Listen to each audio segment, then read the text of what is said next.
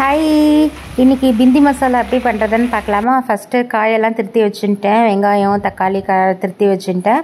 வெங்காயம் வந்து க்யூபாகவும் கண்டிப்பாக கரெக்டாக வந்து நம்ம கட் பண்ணி வச்சுக்கணும். வெண்டைக்காவை நீட்டாக கட் பண்ணி வச்சுட்டு வெறும் வாண்டியில் எண்ணெயை விட்டுட்டு அந்த வெங்காயம் ஃபஸ்ட்டு வதக்கிட்டு அதோடு வெண்டைக்காவை போட்டு நல்லா ஃப்ரை பண்ணி தனியாக எடுத்து வச்சுட்டுருக்கேன். வெங்காயமும் வெண்டைக்காவும் தனியாக க்யூபாக கட் பண்ண வெங்காயமும் வெண்டைக்காவும் வதக்கி தனியாக வச்சுட்டுருக்கேன். இப்போ திருப்பி ஆயிலில் சீரகம் தாளிச்சிருக்கேன். அது சீரகம் நல்லா பொரிஞ்சு வந்ததுக்கப்புறம் வெங்காயம் நல்லா பொடியாக நல்லா எவ்வளோ பொடியாக உங்களால் கட் பண்ணிக்க முடியுமோ அவ்வளோ பொடியாக கட் பண்ணி வச்சுக்கோங்க வெங்காயத்தை. ஸோ வெங்காயத்தை வந்து இந்த சீரகம் தாளிச்சதுக்கப்புறம் ஆட் பண்ணிக்கணும். வெங்காயம் ஆட் பண்ணியோன்னு வெங்காயத்தோடையே வந்து நான் கொஞ்சம் பச்சை மிளகா கருவேப்பிலை ஆட் பண்ணியிருக்கேன்.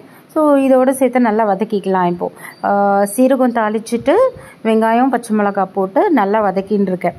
நல்லா இது வந்து என்ன சொல்கிறது, நல்லா கோல்டன் ப்ரௌனாக வரணும் இந்த வெங்காயம். அப்போ தான் அதோட டேஸ்ட் ரொம்ப நல்லாயிருக்கும், அந்த வெண்டைக்காவோட டேஸ்ட்டை. ஸோ இதோடைய வந்து வெங்காயம் வதங்கும் போதே கொஞ்சம் வதங்க ஆரம்பிச்சிது அப்படின்னா கூட வந்து இஞ்சி பூண்டு பேஸ்ட் கொஞ்சம் ஆட் பண்ணிட்டுருக்கேன். இஞ்சி பூண்டு பேஸ்ட் வந்து நல்லா ஒரு டீஸ்பூன் ஃபுல்லாக நல்லா ஆட் பண்ணிட்டுருக்கேன். ஸோ போட்டு இஞ்சி பூண்டு வாசனை போகிற வரைக்கும் நல்லா வந்து வெங்காயத்தையும் இஞ்சி பூண்டையும் நல்லா ஃப்ரை பண்ணிக்கணும். ஃப்ரை பண்ணி முடித்ததுக்கப்புறம் தக்காளியை வந்து தனியாக அரைச்சி வச்சுட்டுருக்கேன். அந்த தக்காளி பேஸ்ட்டு வெங்காயம் வந்து 2 வெங்காயம் எடுத்துட்டுருக்கேன். தக்காளி வந்து 3 தக்காளி எடுத்துட்டுருக்கேன். தக்காளியை வந்து நல்லா அப்படியே பச்சையாகவே வந்து மிக்சியில் போட்டு அரைச்சி தனியாக எடுத்து வச்சுட்டுருக்கேன். ஸோ வெங்காயமும் இஞ்சி பூண்டு விழுது வதங்கினதுக்கு அதுக்கப்புறம் தக்காளியை கூட சேர்த்து ஆட் பண்ணி நல்லா கொதிக்க வச்சுட்டுருக்கேன். ஸோ இப்போ கொதிக்க ஆரம்பித்தப்பறம் இப்போ இந்த ஸ்டேஜில் வந்து நான் மிளகாப்பொடி 2 ஸ்பூன் ஆட் பண்ணுறேன். ஸோ எல்லா மசாலாஸுமே ஆட் பண்ணிடலாம். மிளகாப்பொடி ஆட் பண்ணியிருக்கேன். அண்ட் அப்புறம் வந்து தனியா பொடி, அப்புறம் மஞ்சள் பொடி, கொஞ்சமாக சீரகப்பொடி, இது எல்லாமே ஆட் பண்ணி நல்லா மிக்ஸ் பண்ணிக்கணும். இப்போ தனியா பொடி ஆட் பண்ணியிருக்கேன். எல்லாத்தையும் ஆட் பண்ணிவிட்டு கரம் மசாலா வந்து நம்ம லாஸ்ட்டாக ஆட் பண்ணலாம். அப்போ தான் நல்லா கமகமன்னு வாசனையாக இருக்கும். ஸோ இந்த ஸ்டேஜில் நான் கரம் மசாலா ஆட் பண்ணலை. ஸோ இந்த பொடியெல்லாம் மட்டும்தான் ஆட் பண்ணியிருக்கேன்.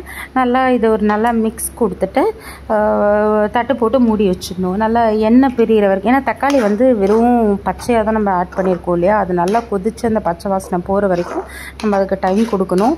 நல்லா கொஞ்சமாக தண்ணி வேணால் கொஞ்சம் விட்டுக்கலாம். தண்ணி கொஞ்சம் விட்டுட்டு, ஏன்னா அதை கொதிக்கிறதுக்கு நம்ம டைம் கொடுக்கணும். நல்லா மூடி வச்சிட்டோம் அப்படின்னா நல்லா கொதின்னு கொதித்து எண்ணெய் பிரிஞ்சு வரணும். அது வரைக்கும் நம்ம டைம் கொடுக்கணும்.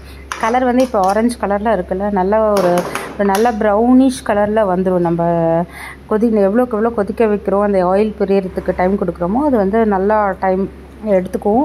நல்லாயிருக்கும். நல்லா அப்படியே பேஸ்ட் மாதிரி வந்துடும். தெரியவே தெரியாது வெங்காயம் போட்டிருக்கோம் கட் பண்ணின்றதே தெரியாத அளவுக்கு இருக்கும்.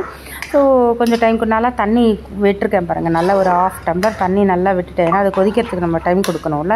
ஸோ நல்லா மூடி வச்சு நல்லா இப்போ கொதிக்க வைக்க போகிறோம். ஸோ கொதிக்க வச்சதுக்கப்புறம் இப்போ பார்த்தீங்களா கலரே மாறி போச்சு. நம்ம ஃபஸ்ட்டு ஆரஞ்சு கலரில் பார்த்தோம்ல, இப்போ நல்லா டார்க் ரெட்டாக வந்துடுது பாருங்கள்.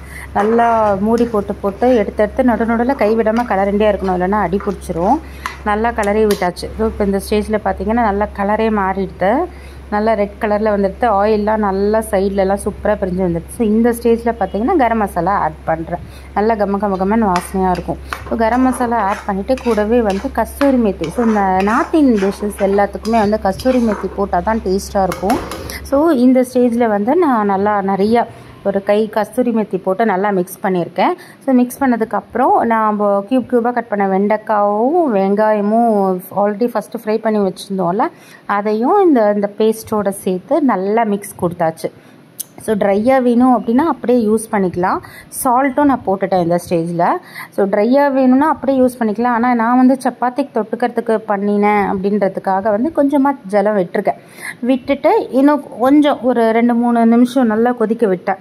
ஏன்னா கொஞ்சம் தண்ணி விட்டுருக்கோம்ல, நல்லா அது கொதிக்க விடுறதுக்கு டைம் கொடுத்து கஸ்தூரி மேத்தியெல்லாம் ஆல்ரெடி ஆட் பண்ணிவிட்டேன். லாஸ்ட்டாக இறக்கிறதுக்கு முன்னாடி நம்ம கொத்தமல்லி தூவி இறக்க போகிறோம், அவ்வளோதான். இப்போ நல்லா இன்னொரு வாட்டி மூடி போட்டு மூடிடணும். இன்னொரு வாட்டி மூடி நல்லா கொதிக்க வச்சிட்டோம் அப்படின்னா அவ்வளோதான், நம்மளோட டிஷ் ஆல்மோஸ்ட் ரெடி ஆகிடுச்சு. அது கொத்தமல்லி தூவி இறக்கியாச்சு.